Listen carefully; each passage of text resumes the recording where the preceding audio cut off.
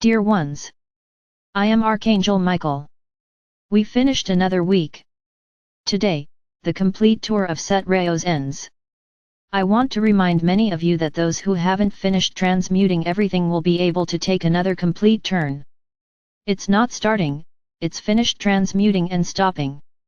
No, you will have to do a complete turn. As I said a few days ago, I will give you a period of 3 complete turns, and then I will offer you some more gifts. Then you will have plenty of time to transmute everything and be well. Anyone who wants to ride the wheel of the 7 rays, even without transmuting, will have no problem.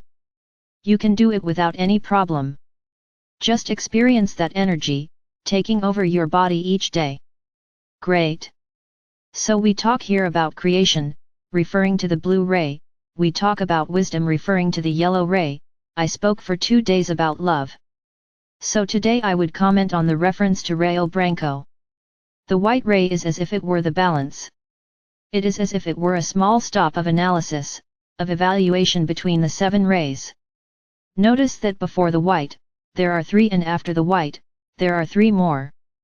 So the initial rays, you are creating with wisdom, with a lot of love, and it is as if in the white ray, you begin to take shape of what you created, of what you actually want. The next 3 rays deal with the elevation of the soul, healing, the way to carry out what was actually thought of, and elevation through the transmutation of the violet ray. Then the last 3 rays take care of the elevation of your soul. Between healing, elevating thoughts and transmuting everything that is bad, into love and light. So we can comment here that Rayo Branco would be the preparation for another walk, we could say. It would be a journey focused entirely on the spiritual, completely to the soul. Your ascension, I have already explained here, will take place through the quantum of energy that each of you can achieve. It doesn't hurt to remember that there will be no separating doors, there will be no one stamping the ticket, there will be no one looking at you, I didn't like that one, so this one won't go. That does not exist. What will give you ownership of that train ticket is your vibrational quantum, is the amount of energy you will have accumulated. So being in Rayo Branco is the same as preparing to drop everything that doesn't serve you and start preparing yourself with many weapons for the next journey. It's a balance, it's a transformation, there are several adjectives we can use. So, we can say that, to talk a little about the feeling of white ray. I'll start by talking about what the color white is. The color white is the sum of all colors, you learned that at school. When light refracts off glass or water, you see the rainbow, which is the release of all colors. Then inside the white light, everything is contained, all frequencies are contained. So to be there at that point, on the wheel of spokes, is to have already covered 3 rays and continue on to the next ones. No, the colors of the 7 planetary rays do not correspond to the rainbow. When I commented here about other colors, when I spoke about the masters, I commented on the colors in a different way through the rainbow. Because your planet has several types of frequencies around it. Those, when I mentioned that they would be rainbow colors, were concentric circles. And now you are walking the planetary rays. One thing has nothing to do with the other. But some masters coincide. Yes, some masters coincide, without any problem. So be at this point of balance, it's like that point in the journey, where you have to stop, you created in the blue ray, you used wisdom to maintain it, to continue the creation, they put all their love into Rayo Rosa and now they are going to actually make it happen.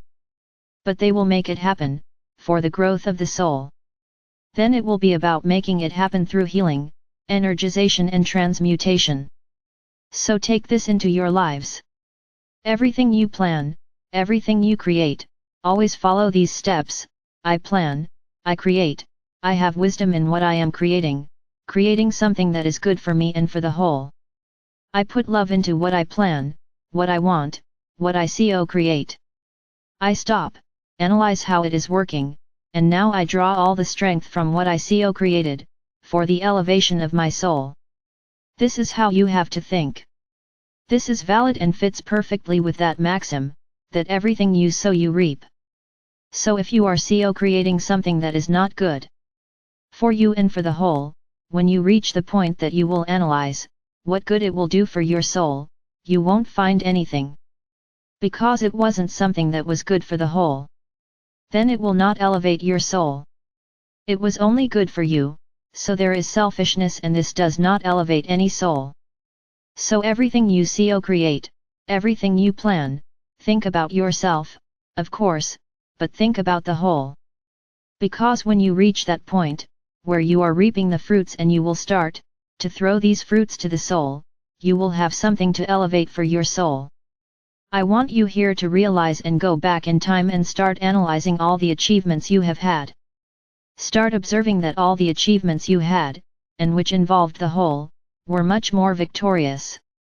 Then many will say, "Ah, but my journey was not easy at all."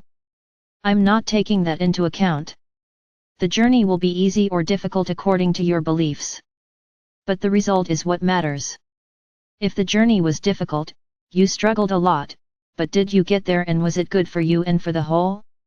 Congratulations to you, you managed to bring to the last degree of your soul has effectively evolved, with what you decided, with what you created, with what you lived, with that way of working.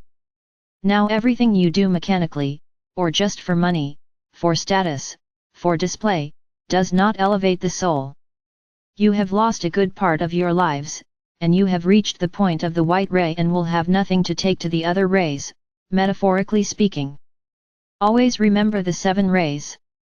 You create with wisdom, with love.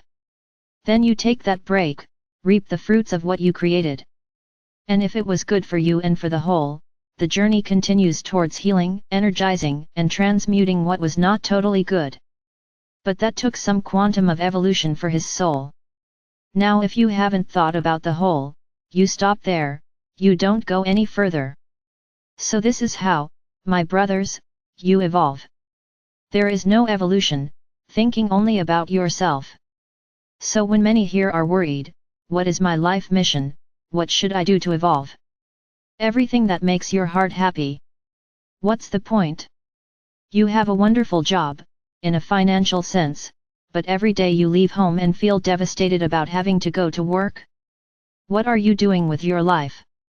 You've already taken a shortcut, because if that doesn't bring you pleasure, it's your soul screaming, "Stop, get back on the right path." You are on the wrong path. But you insist, because it gives you financial returns, gives you a good life, gives you status, gives you a nice house, a nice car, gives you parties. But if you stop and ask, "Am I happy?" it will be difficult for you to respond, because everything doesn't fill you, it's all empty. I'm not saying here that having material goods and enjoying them is not good, it is. As long as you look at those assets and say, "It was with my sweat, but also with my happiness, that I achieved all this. I work and I am very happy and the universe gave me that. Look what I achieved, with my love for my work." Then yes, then you will be extremely complete, your soul's clapping and you evolving.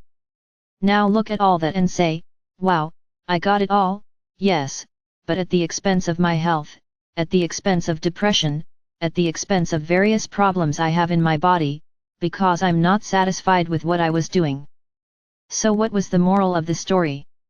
Have you contaminated your physical body with that feeling of dissatisfaction?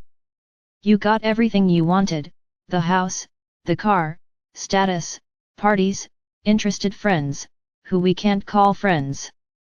But what about your body, your mind, your soul? On the contrary, you reversed.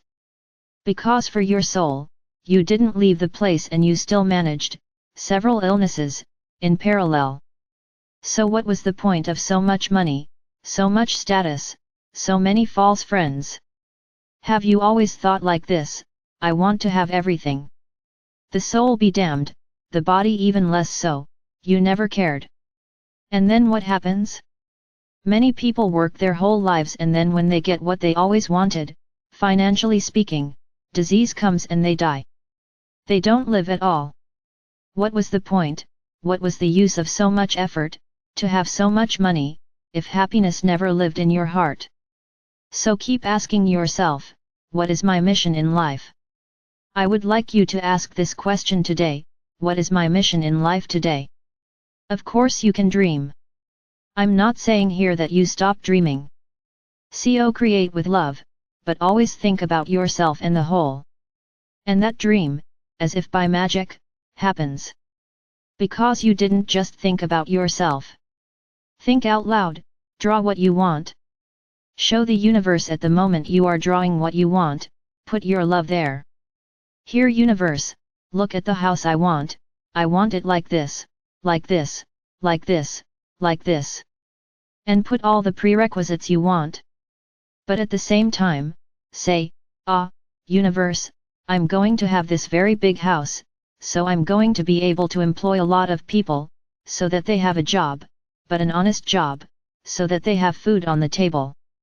I'm going to help them in whatever way possible, because to have this house here, universe, I'm going to have a lot of financial resources. So I will be able to help a lot of people, I will help those who work for me. They will be my collaborators, not employees, and they will be with me, maintaining my entire corner in a loving way too. I will attract people who want to work with love and I will help whenever possible.